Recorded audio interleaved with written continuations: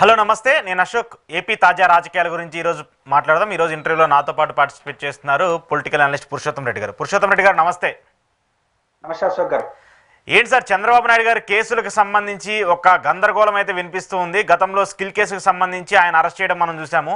ఆయన లాయర్ సిద్ధార్థ్ రూద్రతో చంద్రబాబు నాయుడు గారు సమావేశం అవుతున్నారు. అయితే వైసీపీ ఆరోపిస్తుంది మాత్రం ఈ కేసులను నీరుగార్చే ప్రయత్నం చేస్తున్నారని చెప్పేసి ఒక వాదన అయితే వినిపిస్తుంది. ఏంటి, నిజంగానే అలాంటి చర్చలకు ఏమన్నా దారి తీసే అవకాశాలు ఉన్నాయా? చంద్రబాబు నాయుడు గారు ప్రతిపక్ష నాయకుడు ఉన్నప్పుడు, వైఎస్ఆర్ కాంగ్రెస్ పార్టీ అధికారంలో ఉన్నప్పుడు స్కిల్ డెవలప్మెంట్ కు సంబంధించినటువంటి స్కామ్ లో చంద్రబాబు నాయుడు గారు పాత్ర ఉంది అనే ఆరోపణలతో వారిని అరెస్ట్ చేశారు. అయితే అది క్వాష్ పిటిషన్ వేశారు. అది ఇంకా సుప్రీంకోర్టులోనే ఉంది. గవర్నర్ అనుమతి ఇంకా క్లారిటీ లేదు. మనకి ఆరోగ్యం పేరుతో బెయిల్ ఇచ్చింది, రెగ్యులర్ బెయిల్ గానే ఉంటుంది. బెయిల్ కి సంబంధించిన పంచాయతీ ఏమి లేదు, కానీ 52 రోజులు జైల్లో బయట వచ్చాడు. ప్రభుత్వం మారిపోయింది. ఇప్పుడు వైఎస్ఆర్ కాంగ్రెస్ పార్టీ ఆలోచనలే తెలుగుదేశం పార్టీకి ఉండవు. ప్రతిపక్షంలో ఉన్నప్పుడే వాళ్ళు స్పష్టంగా ఇది మాకు సంబంధం లేదు, అన్యాయంగా అరెస్ట్ చేసినారని చెప్పారు. ఇప్పుడు అదే వైఖరితో ఇప్పుడు కూడా ఉంటారు. తప్పించు వాళ్ళు మేము తప్పు చేసామని ఎవరు అనుకోరు, తప్పు చేస్తున్నాడు అనుకోరు.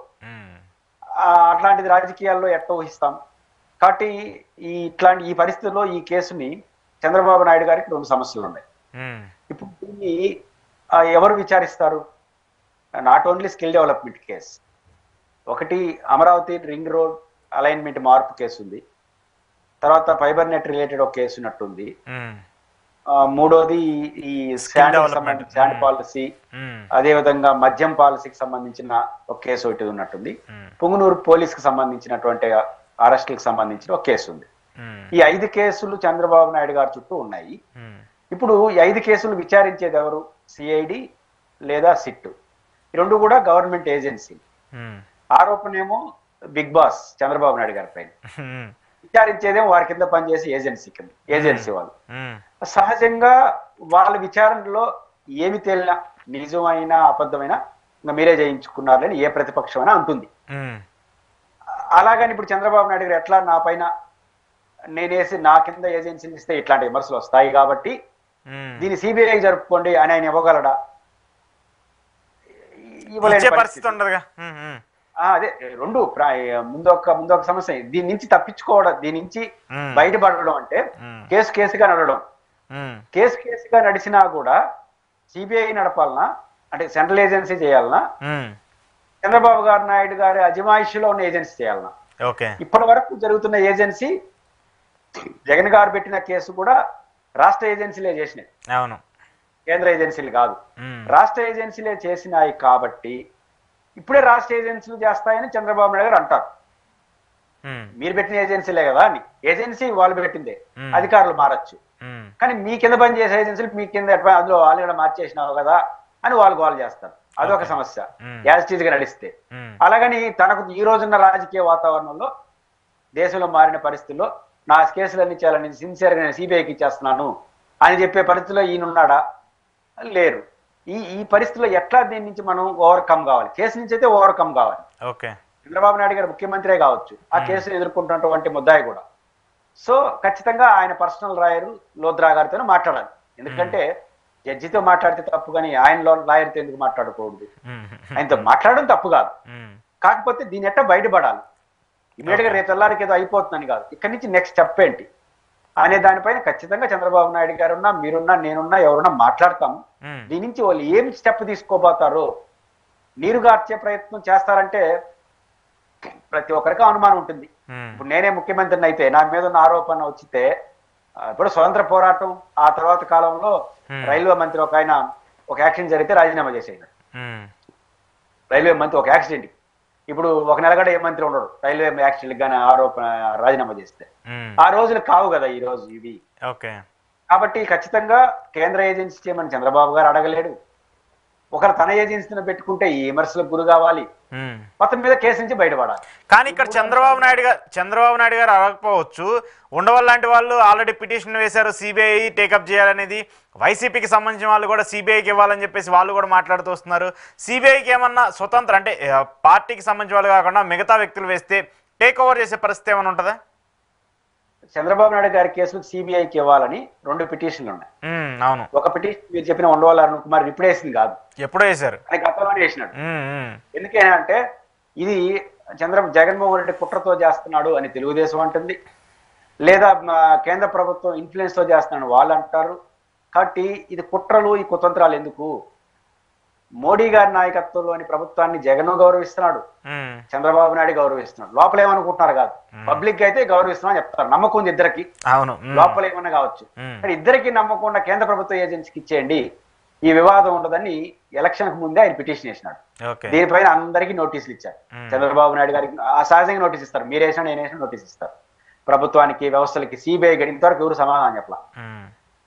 ఇప్పుడు చంద్రబాబు గారు దానికి సమాధానం చెప్పాల్సి ఉంటుంది. నెంబర్ 1. నెంబర్ 2, ఒక సీనియర్ జర్నలిస్ట్ అనుకుంటాను, వారు కూడా పిటిషన్ చేశారు. ఇప్పుడు వైసీపీ అధికారం ఓడిన తర్వాత ఆయన ఆరోపణ ఏంటి? చంద్రబాబు నాయుడు గారి పైన ఆరోపణలు గతంలోనే ఆయన తీవ్రంగా వ్యతిరేకించాడు.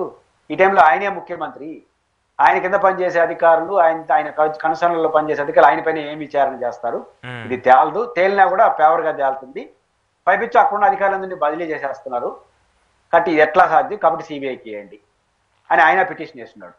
ఇప్పుడు ఇది ముందుకు వస్తుంది, ఇంకా రాను దీన్ని కూడా చంద్రబాబు గారు లాయర్తో సంప్రదించడం ఇది కూడా కారణం ఏంటొచ్చు. వాళ్ళు పిటిషన్ వేశారు, చంద్రబాబు గారు నోటీస్ సమాధానం చెప్పాలి కదా. చంద్రబాబు గారికి సిబిఐ ఇచ్చిన ఉండవల్లి అరుణ్ కుమార్ ఇచ్చిన దాంట్లోనూ నోటీస్ ఇచ్చుంటారు. ఈ నోటీస్ అంటే కొట్లాట కాదు, నీ అభిప్రాయం చెప్పు అని చెప్పడం, నార్మల్ నోటీస్. సిబిఐకి ఇచ్చుంటారు, సిఐడికి వాళ్ళకి గడిచుంటారు. సిఐడి అయినా, సిట్ అయినా, చంద్రబాబు గారు అయినా ఒకే ఆన్సర్ చేస్తారు ఇంకా కుడియడంగా. ఎందుకంటే వాళ్ళ కింద పనిచేసే వాళ్ళు ఈయన సొంతం, సిపిఐ స్వతంత్రంగా ఉంటుంది, అదే బీజేపీ చేతిలో ఉంటుంది అనుకుంటే. కాబట్టి అనుకునేదేమో అదే కదా. ఇప్పుడు ఏం ఆన్సర్ చేయాలి? ఇప్పుడు చంద్రబాబు గారు ఆన్సర్ చేయాలి కదా కోర్టుకి, సిబిఐ అవసరం లేదు, సిట్ బాగా పనిచేస్తుంది అని చెప్పాలి. చెప్తే ఆయన మనోగతం బయటపడినట్లు లెక్క. మరి అప్పుడు ఎందుకు చెప్పలేదు? అప్పుడు చంద్రబాబు మనిషి అన్నారు కదా, ఇప్పుడు మీ మనిషి అయిపోతారా అని ఆ కొత్త క్వశ్చన్ వస్తుంది. కాబట్టి ఆ కేసులు ఎట్లా ఎదుర్కోవాలి, ఎట్లా బయటపడాలి, ఈ కాంటెంపరీ ఇష్యూని ఎట్లా చూసుకోవాలని చంద్రబాబు గారు బహుశా భజ్జన పడుతుంటారు. నెక్స్ట్ స్టెప్ ఏం స్టెప్ తీసుకున్నా కేసు ఎదుర్కొంటున్నది డైరెక్ట్ గా ఆయన, ఎవరో మంత్రులు అయితే దట్ ఈస్ డిఫరెంట్ ఇష్యూ. కాబట్టి ఆ సున్నితమైన ఇబ్బంది చంద్రబాబు నాయుడు గారికి ఉంటుంది, భయం ఉంటుంది, బయటపడతారని చూడాలి. ఖచ్చితంగా అది ఉంటుంది. ఇంకొకటి సార్, నిన్న అమిత్ షా గారికి సంబంధించి పార్లమెంట్లో చేసినటువంటి వ్యాఖ్యలు మీరు చూసాం, మేము చూసాము. యాక్చువల్గా అది ప్రతి పార్టీ ఖండించాల్సినటువంటి ఒక కీలక అంశం. అంబేద్కర్ని ప్రతి ఒక్కరు ఆరాధ్యంగా భావిస్తూ ఉంటారు. దళితులకు సంబంధించి చాలా ఇంపార్టెంట్ రోల్ ప్లే చేసినటువంటి వ్యక్తి, రాజ్యాంగబద్ధంగా కూడా ఆయనకి ఎలాంటి ప్రాధాన్యత ఇస్తామో మనం చూస్తుంటాం. కానీ అమిత్ షా చేసినటువంటి వ్యాఖ్యలు ఖండించకపోయినప్పటికీ కూడా వాటిని సమర్థించే విధంగా తెలుగు రాష్ట్రాలకు సంబంధించిన రాజకీయ పార్టీలు ఉన్నాయి. వాళ్ళు ఎవరు కూడా కనీసం దీనికి సంబంధించి ఒక ట్వీటో ఒక కామెంటో ఎక్కడా చేయలేదు. దీనివల్ల ఏం మెసేజ్ ఇస్తున్నారు అంటే, అధికారంలో ఉన్న కాళ్ళకి ఏదైనా మాట్లాడినా వాళ్ళకి సపోర్ట్ చేయాలని చెప్పేసి ఒక భావనలోకి అయితే ప్రజల్ని చూపిస్తున్నట్టు అనుకోవాలా? అంటే పార్లమెంట్ లో ఏం జరిగింది, ఆంధ్రప్రదేశ్ లో ఏం జరుగుతుంది? పార్లమెంట్ లో డైరెక్ట్ గా అంబేద్కర్ గారిని అమిత్ షా విమర్శించలేదు, వ్యాఖ్యలు చేయలేదు. కాంగ్రెస్ పార్టీ పదే అంబేద్కర్ రాజ్యాంగం ప్రస్తావిస్తున్నప్పుడు కాంగ్రెస్ పార్టీని విమర్శించాడు. ఏమని? మీరు గతంలో చేసిన పాపాలన్నీ పోవాలంటే 100 సార్లు అంబేద్కర్ని అంబేద్కర్ గురించి అంబేద్కర్ అనడం కన్నా దేవుణ్ణి ప్రార్థించారంటే పాపాలన్న పరిహారం అవుతాయి అన్నాడు. అంటే కాంగ్రెస్ ని ఆయన తిట్టింది, ఇక్కడ అంబేద్కర్ పేరుని తీసుకురావడం ద్వారా అంటే 2 అర్థాలు వస్తాయి దాంట్లో. కాంగ్రెస్ పార్టీ పదే అంబేద్కర్ గురించి చెప్తుంది, అసలు కాదు మీరు దేవుడిని పూజిస్తే మీ పాపాలు తీరుతాయి అనేది వస్తుంది. రెండోది ఏం వస్తుంది, అసలు అంబేద్కర్ పేరు అనవసరం ఎందుకు పెడతారు, దేవుని పూజ అంటే అంబేద్కర్ తక్కువ, అంబేద్కర్ యొక్క ప్రయారిటీని తగ్గించినాడు, ఒక రకమైన చిన్న చులకన చేసినాడు అనే అర్థం కూడా వస్తుంది దాంట్లో. ఎవరి అర్థంలో వాడు తీసుకోవచ్చు. ఖచ్చితంగా అమిత్ షాకి వ్యతిరేకంగా ఉండాలి, రెండో అర్థమే తీసుకుంటారు. అంటే అమిత్ షా గారు నా ఉద్దేశం ఇది, అంబేద్కర్ గారి పేరు ఉండాల్సింది కాదు అని విత్డ్రా చేసుకుంటే అడిగి ముగిసిపోయింది. అది చేయకుండా ఎదురుదాడి మళ్ళీ చేసి అసలు మేం కాదు అంబేద్కర్ అవమానించింది, మీ పార్టీ అవమానించింది, ఆయన ఎంపీగా ఓడించింది అన్నారు. ఎంపీగా కాంగ్రెస్ ఓడించిందా? ఆ డాక్టర్ బిఆర్ అంబేద్కర్ స్వతంత్రం వచ్చిన కొత్తలో పార్టీని పెట్టాడు, Republican party of India RPI. Congress ఒక పార్టీ, ఆయన పార్టీకి ఆయన పోటీ చేసినాడు, వీళ్ళ పార్టీకి ఆయన ఓడిపోయినాడు. ఇప్పుడు కాంగ్రెస్ పార్టీ తన రాజకీయ ప్రత్యర్థిని ఓడిస్తుందా, గెలిపిస్తుందా? మరి బీజేపీ గెలిపిస్తుందా? రాహుల్ గాంధీని, ప్రియాంక గాంధీని ప్రధాన నాయకులు కదా.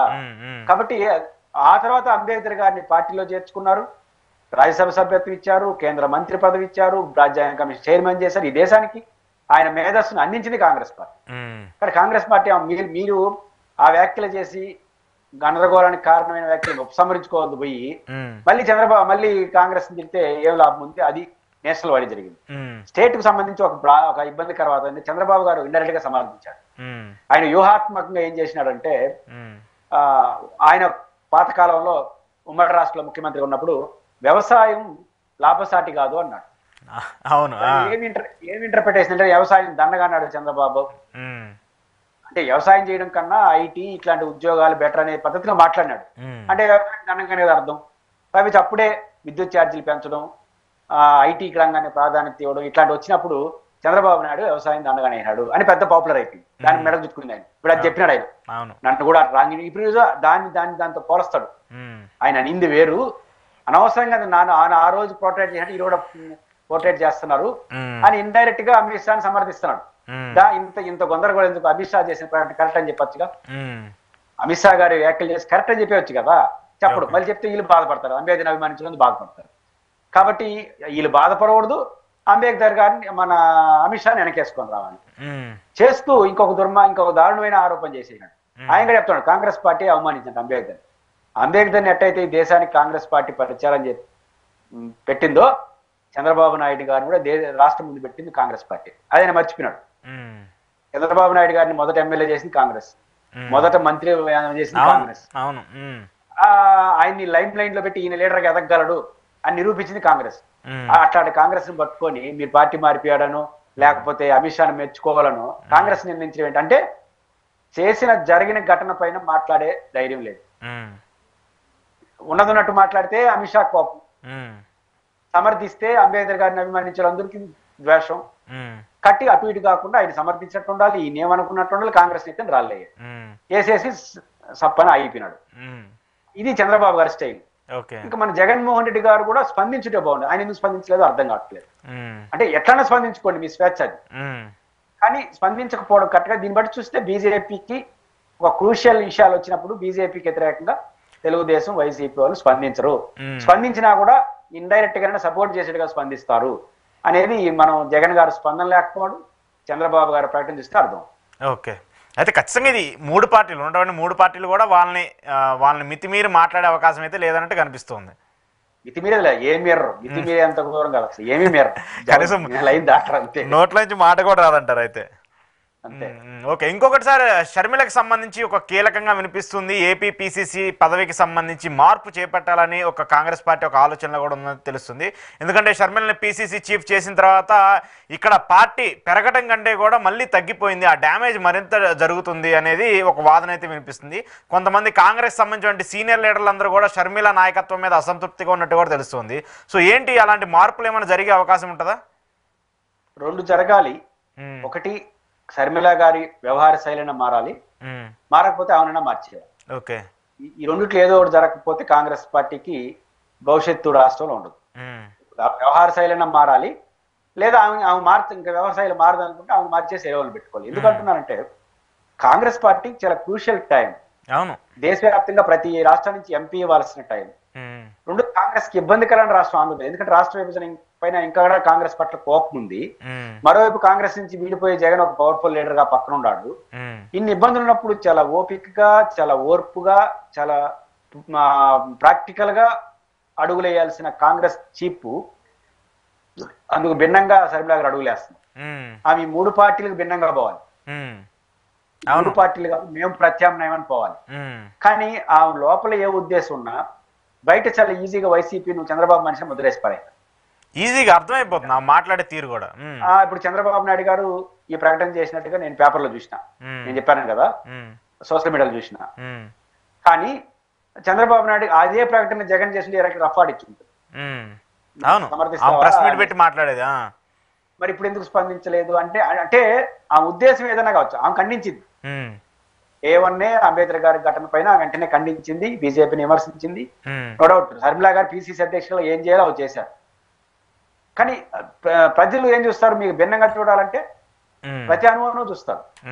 కాబట్టి ఇప్పుడు ఆస్తుల వ్యవహారం ఏ విషయాలను చూస్తుంది, ఏం చేయాలి? ఇప్పుడు ఉదాహరణ గత 2024 ఎన్నికల్లో ఏం అజెండా అయి ఉండాలి? బైఫర్కేషన్ యాక్ట్ తెచ్చింది కాంగ్రెస్. ఈరోజు ఆంధ్రప్రదేశ్కి అంతో ఇంతో మేలు జరిగిందంటే ఆ యాక్ట్ వల్ల. ఇంకా చాలా ఉన్నాయి దాంట్లో. వాళ్ళు ప్రత్యేక హోదా కూడా ఇస్తామని చెప్పేసి రాహుల్ గాంధీ గారు మొదటి సంతకం పెడతారని ఇప్పుడు కూడా మాట్లాడుతున్నారు. ఇప్పుడు ఆమె ఏం చేస్తున్నారు? ఆంధ్రప్రదేశ్ ఎన్నికల అజెండాలో ప్రత్యేక హోదా కాలం ముగిస్తా ఉంది, 10 ఏళ్ళు అవుతుంది. 5 ఏళ్ళు తెలుగుదేశం పట్టించుకోలేదు, 5 ఏళ్ళు వైసీపీ పట్టించుకోలేదు, వాళ్ళు అన్యాయం చేస్తున్నారు. మేం ప్రత్యామ్నాయం అని ప్రత్యేక హోదాని, ప్రత్యేక విభజన చట్టాన్ని ఒక అజెండాగా రాష్ట్రం అంతా తిరిగి ఉండాల్సిన శర్మిల వివేకానంద రెడ్డి కేసు నెత్తినేసుకుంది. అవును, అవినాష్ రెడ్డి జగన్ టార్గెట్ చేస్తూ మాట్లాడుతూ వచ్చింది. దీనివల్ల ఏం సాధించినారు? కాంగ్రెస్ పార్టీ ఇప్పుడు ఒక సెకండరీ లీడర్ ఏం మాట్లాడినా ఇష్యూ కాదు. అయితే పిసిసి చీఫ్ గానీ మీరు మాట్లాడిన తర్వాత కాంగ్రెస్ అజెండాగా మారిపోయింది. అది డెఫినెట్ గా కాంగ్రెస్ అజెండా ఏంటి? జగన్ వ్యతిరేకించడమా అనే అభిప్రాయానికి వెళ్ళిపోతే ఎవరు మీతో ర్యాలీ అవుతారు? కాబట్టి ఆ తర్వాత గెలిచారు, అయిపోయింది. ఇప్పుడు జగన్ వదిలే అంటే జగన్ కరెక్ట్ అని కాదు. ఇక్కడ ఓడిపోయిన తర్వాత ఇంకా ఆయన పట్టుకోలేదు. గెలిచిన వాళ్ళతో పోరాడితే మీరు ప్రత్యామ్నాయం అవుతారు.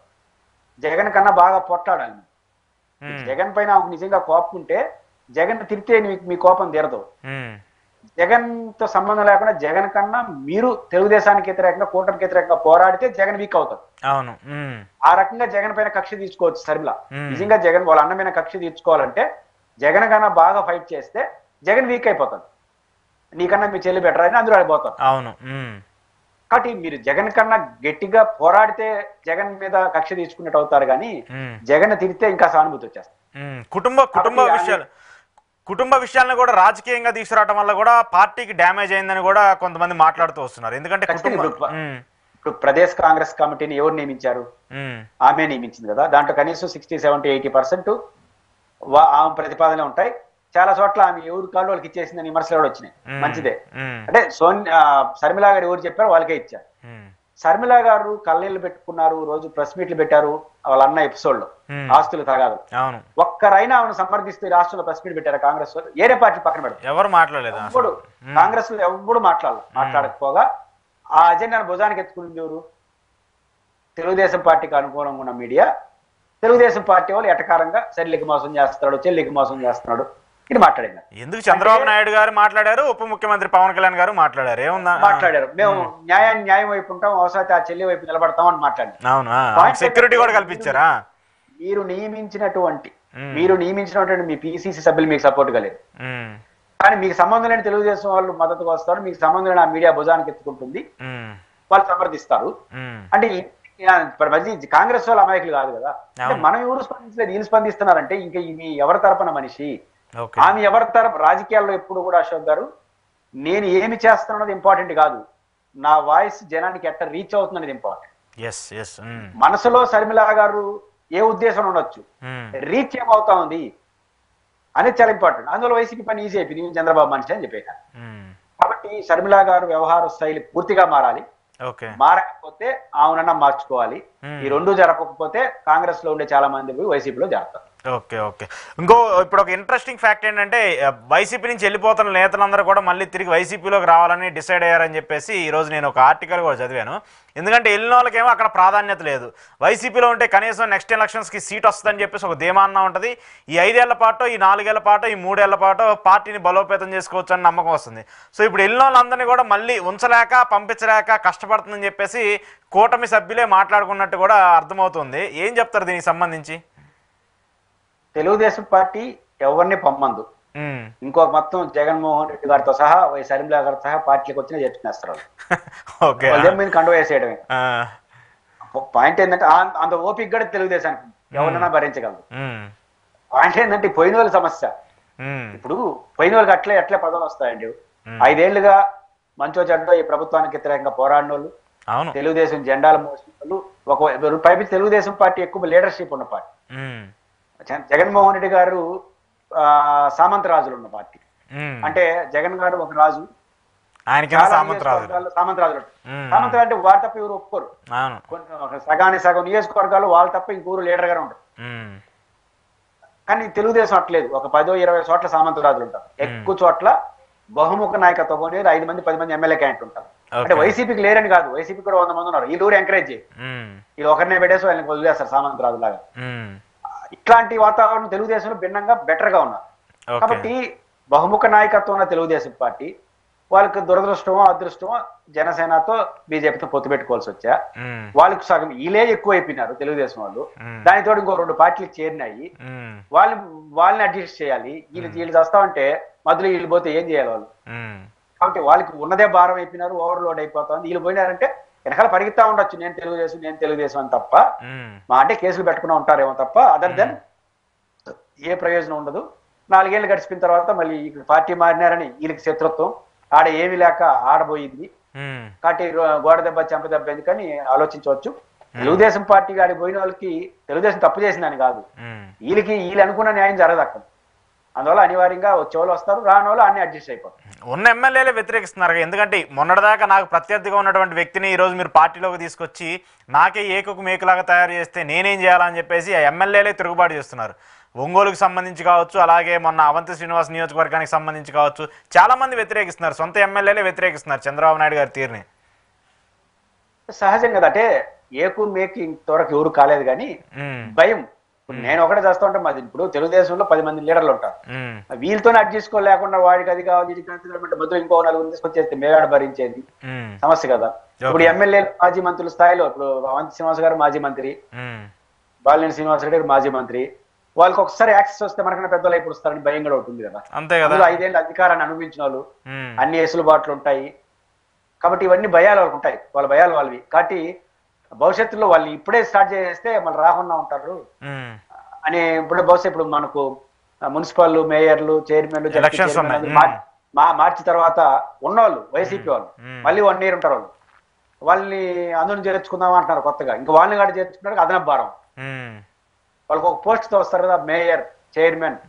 తెలుగుదేశం పార్టీకి 50 ఏళ్ళు పనిచేసిన కార్యకర్త కన్నా ప్రజెంట్ ఉన్న mayor, chairman, ZP chairman protocol రీత్యా పెద్దోడు కదా, వాడు వచ్చి ముందుకు వచ్చేస్తే ఈ పరిస్థితి ఏం కావాలి. కాబట్టి సహజంగా తెలుగుదేశంలో ఇబ్బంది ఉంటుంది, పోయిన వాళ్ళకి అనుభవించక తప్పదు. ఓకే, కంక్లూడ్ చేస్తూ ఒక పాయింట్ సార్, జమిలీ ఎన్నికలకు సంబంధించిన బిల్లు మనం ఇటీవల కూడా మాట్లాడుకున్నాం. అయితే ఈ కమిటీకి సంబంధించి విజయసాయి రెడ్డిని కూడా ఒక సభ్యుడిగా చేస్తూ ఆ జేపీసీసీ కమిటీ ఏదో ఉంది కదా దాంట్లో కూడా ఇన్వాల్వ్ చేశారు.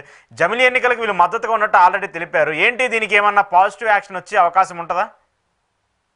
జేపీసీ అన్నది నామమాత్రం. ఒకప్పుడు హౌస్ కమిటీకి చాలా ప్రాధాన్యత ఉండేది. హౌస్ కమిటీనే కేంద్రంలో జేపీసీ అంటారు, జాయింట్ పార్లమెంటరీ కమిటీ. అంటే రాజ్యసభ ప్లస్ లోక్సభ కలిపి ఉంటాయి. హౌస్ కమిటీ దాంట్లో ఏం అద్భుతాలు జరగవు. కాకపోతే ఎవరు బాడీ లాంగ్వేజ్ అర్థం అవుతుంది, ఎవడు ఎంతవరకు వ్యతిరేకంగా ఉన్నాడు, ఏ పార్టీ ఎంత కలిసి వస్తుంది, ఎంత రాదు అనేది అర్థం చేసుకోవడానికి పనికి వస్తుంది. కాబట్టి జేపీసీలో బయట వాళ్ళ రాజకీయ పార్టీ ఇప్పుడు ఎట్లా ఉందో అట్లే ఉంటుంది. జేపీసీ అనేది కొంత టైం గడవడానికి, కొంచెం విస్తృతమైనటువంటి అభిప్రాయం తీసుకోవడానికి, వివిధ పార్టీలు ఏ అంశం మీద టెన్షన్ పడుతున్నాయి, ఓవరాల్ గా వ్యతిరేకిస్తున్నాయా, వాళ్ళ మనోగతాలు ఏంటి, వాళ్ళకి ఏమన్నా మనసులో ఒక ఆలోచనలు ఉన్నాయా, ఇవన్నీ పరిశీలించుకుంటారు. వాళ్ళు మెజారిటీ వచ్చేంత వరకు దీన్ని లాగుతారు. అంటే మనం బిల్లు ఆమోదించి జేపీసీ కూడా మెజారిటీ ఎన్డీఏ వాళ్ళే ఉంటారు, అధికార పార్టీ ఉంటారు, చైర్మన్ కూడా వాళ్ళే ఉంటారు. వీళ్ళ అభిప్రాయాలు చెప్పగలరు తప్ప అదే విజయసాయి రెడ్డి ఆశ్చర్యపోనక్కర్లేదు. ఎందుకంటే